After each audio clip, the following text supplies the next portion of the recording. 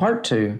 Lenin's plan for the building of a Marxist party, opportunism of the economists, Iskra's fight for Lenin's plan, Lenin's book What is to be Done, ideological foundations of the Marxist Party. Notwithstanding the fact that the first Congress of the Russian Social Democratic Party had been held in 1898, and that it had announced the formation of the party, no real party was as yet created. There was no party program or party rules. The Central Committee of the party elected at the first Congress was arrested and never replaced, for there was nobody to replace it. Worse still, the ideological confusion and lack of organizational cohesion of the party became even more marked after the first Congress. While the years 1884 to 94 were a period of victory over neurotism and of ideological preparation for the formation of a social democratic party, and the years 1894 to 98, a period in which an attempt, although unsuccessful, was made to weld the separate Marxist organizations into a social democratic party, the period immediately following 1898 was one of increased ideological and organizational confusion within the party. The victory gained by the Marxists over neurotism and the revolutionary actions of the working class, which proved that the Marxists were right, stimulated the sympathy of the revolutionary youth for Marxism. Marxism became the fashion. This resulted in an influx into the Marxist organizations of throngs of young revolutionary intellectuals who were weak in theory and inexperienced in political organization, and who had only a vague, and for the most part incorrect, idea of Marxism, derived from the opportunist writings of the legal Marxists, with which the press was filled. This resulted in the lowering of the theoretical and political standard of the Marxist organizations in their infections with the legal Marxist opportunist tendencies, and in the aggravation of ideological confusion, political vacillation, and organizational chaos. The rising tide of the working class movement and the obvious proximity of revolution demanded a united and centralized party of the working class, which would be capable of leading the revolutionary movement. But the local party organizations, the local committees, groups and circles, were in such a deplorable state, and their organizational disunity and the ideological discord so profound, that the task of creating such a party was one of immense difficulty. The difficulty lay not only in the fact that the party had to be built under the fire of savage persecution by the Tsarist government, which every now and then robbed the organizations of their finest workers whom it condemned to exile, imprisonment, and penal servitude, but also in the fact that a large number of the local committees and their members would have nothing to do with anything but their local petty practical activities. They did not realize the harm caused by the absence of organizational and ideological unity in the party, were accustomed to this disunity and ideological confusion that prevailed within it, and believed that they could get along quite well without a united centralized party. If a centralized party was to be created, this backwardness, inertia, and narrow outlook of the local bodies had to be overcome. But this was not all. There was a fairly large group of people within the party who had their own press, the Rабочее Mysl, Workers' Thought, in Russia, and the Rабочее Дело, Workers' Cause, abroad, and who were trying to justify on theoretical grounds the lack of organizational cohesion and the ideological confusion within the party, frequently even lauding such a state of affairs, and holding that the plan for creating a united and centralized political party of the working class was unnecessary and artificial. These were the economists and their followers. Before a united political party of the proletariat could be created, the economists had to be defeated. It was to this task and to the building of a working class party that Lenin addressed himself. How to begin the building of a united party of the working class was a question on which opinions differed. Some thought that the building of the party should be begun by summoning the second Congress of the party, which would unite the local organizations and create the party. Lenin was opposed to this. He held that before convening a Congress, it was necessary to make the aims and objects of the party clear, to ascertain what sort of a party was wanted, and to effect an ideological demarcation from the economists, to tell the party honestly and frankly that there existed two different opinions regarding the aims and objects of the party: the opinion of the economists and the opinion of the revolutionary Social Democrats. To start a wide campaign in the press in favour of the views of revolutionary social democracy, just as the economists were conducting a campaign in their own press in favour of their own views, and to give the local organisations the opportunity to make a deliberate choice between these two trends. Only after this indispensable preliminary work had been done could a party congress be summoned. Lenin put it plainly: before we can unite, and in order that we may unite, we must first of all draw firm and definite lines of demarcation. Lenin accordingly held that the building of a political party of the working class should be begun by the founding of a militant political newspaper on an all-Russian scale, which would carry on propaganda and agitation in favour of the views of revolutionary social democracy, that the establishment of such a newspaper should be the first step in the building of the party. In his well-known article, Where to Begin, Lenin outlined a concrete plan for the building of the party, a plan which was later expanded in his famous work, What is to be Done?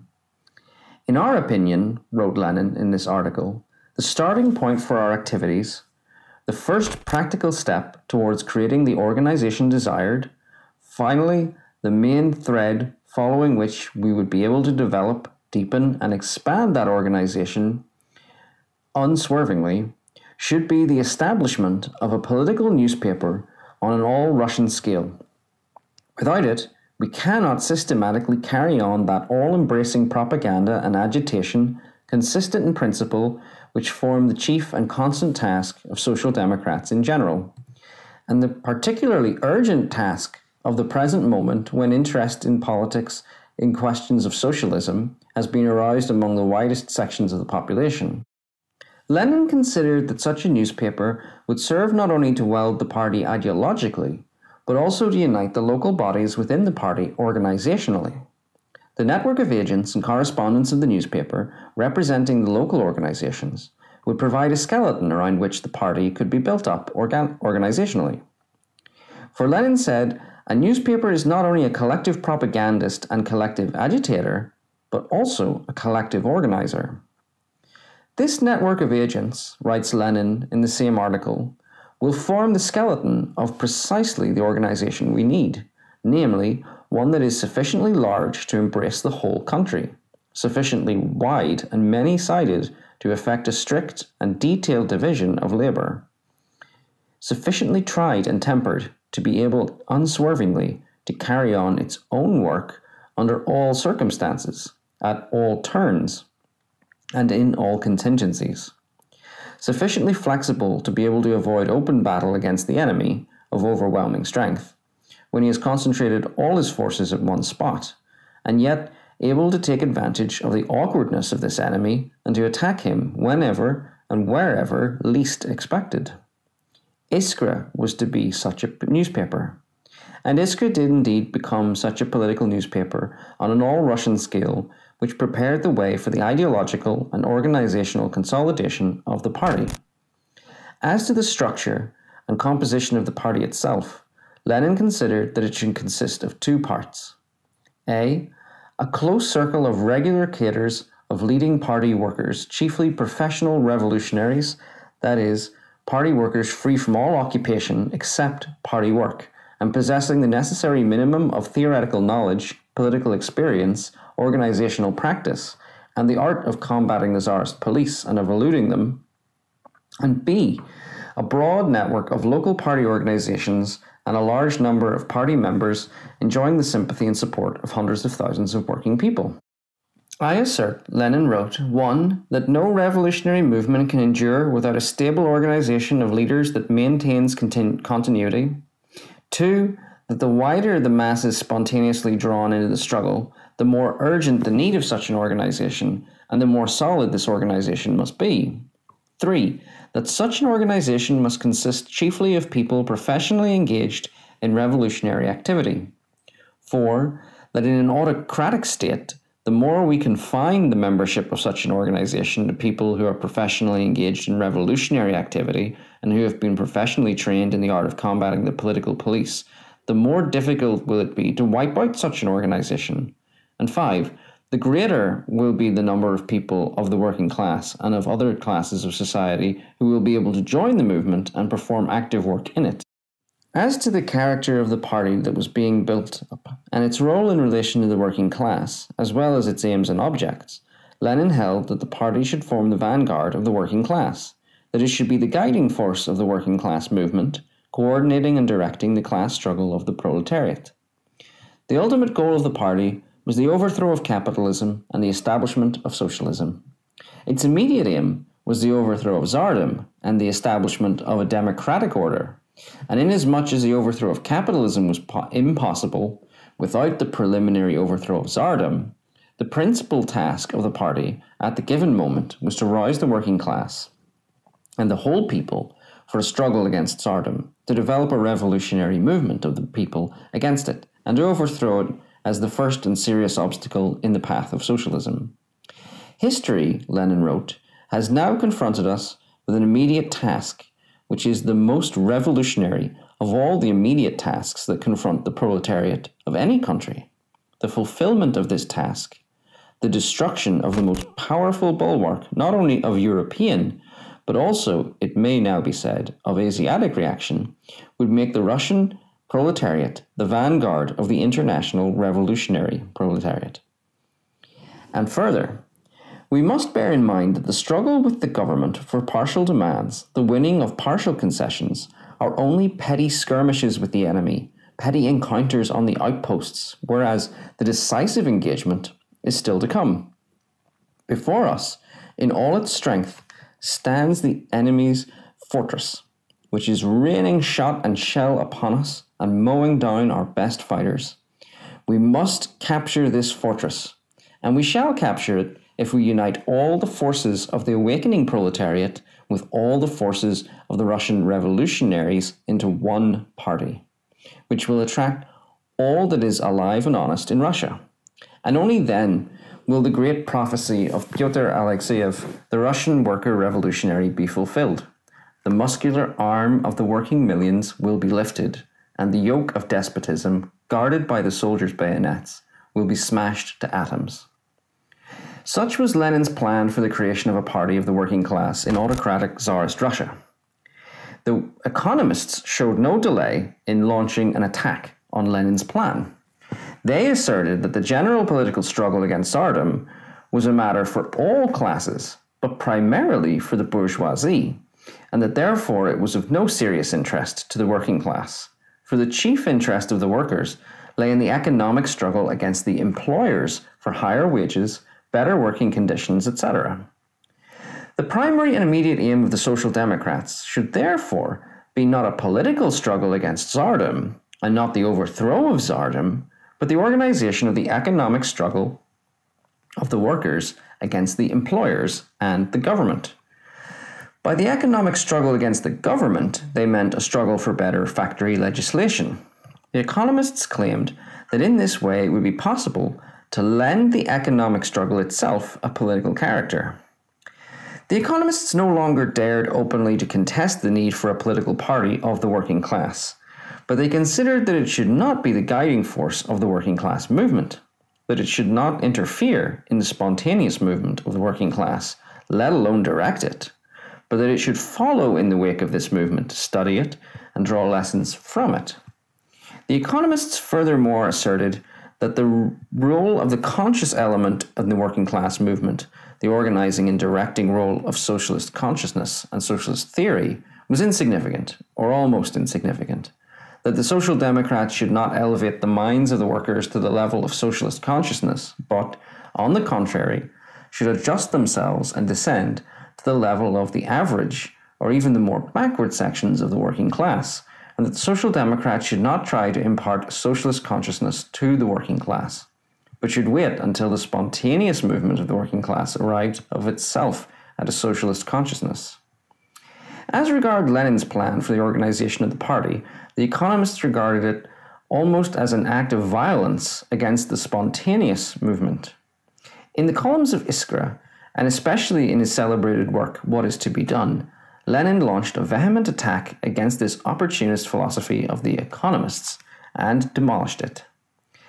Lenin showed that to divert the working class from the general political struggle against Tsardom and to confine its task to that of the economic struggle against the employers and the government, while leaving both employers and government intact, meant to condemn the workers to eternal slavery. The economic struggle of the workers against the employers and the government was a trade union struggle for better terms in the sale of their labour power to the capitalists. The workers, however, wanted to fight not only for better terms in the sale of their labour power to the capitalists, but also for the abolition of the capitalist system itself, which condemned them to sell their labour to the capitalists and to suffer exploitation. But the workers could not develop their struggle against capitalism, their struggle for socialism, to the full. As long as the path of the working class movement was barred by Tsardom, that watchdog of capitalism, it was therefore the immediate task of the party and of the working class to remove Tsardom from the path and thus clear the way to socialism. Lenin showed that to extol the spontaneous process in the working class movement, to deny that the party had a leading role to play, to reduce its role to that of a recorder of events, meant to preach Kovstvism, following in the tail, to preach the conversion of the party into a tailpiece of the spontaneous process, into a passive force of the movement, capable only of contemplating the spontaneous process and allowing events to take their own course. To advocate this meant working for the destruction of the party, that is, leaving the working class without a party, that is, leaving the working class unarmed. But to leave the working class unarmed, when it was faced by such enemies as Tsardom, which was armed to the teeth, and the bourgeoisie, which was organized on modern lines and had its own party to direct its struggles against the working class, meant to betray the working class. Lenin showed that to bow in worship of the spontaneous working class movement and to belittle the importance of consciousness, of socialist consciousness and socialist theory, meant, in the first place, to insult the workers, who were drawn to consciousness as to light. In the second place, to lower the value of theory in the eyes of the party, that is, to depreciate the instrument which helped the party to understand the present and foresee the future. And, in the third place, it meant to sink completely and irrevocably into the bog of opportunism. Without a revolutionary theory, Lenin said, there can be no revolutionary movement. The role of vanguard fighter can be fulfilled only by a party that is guided by the most advanced theory.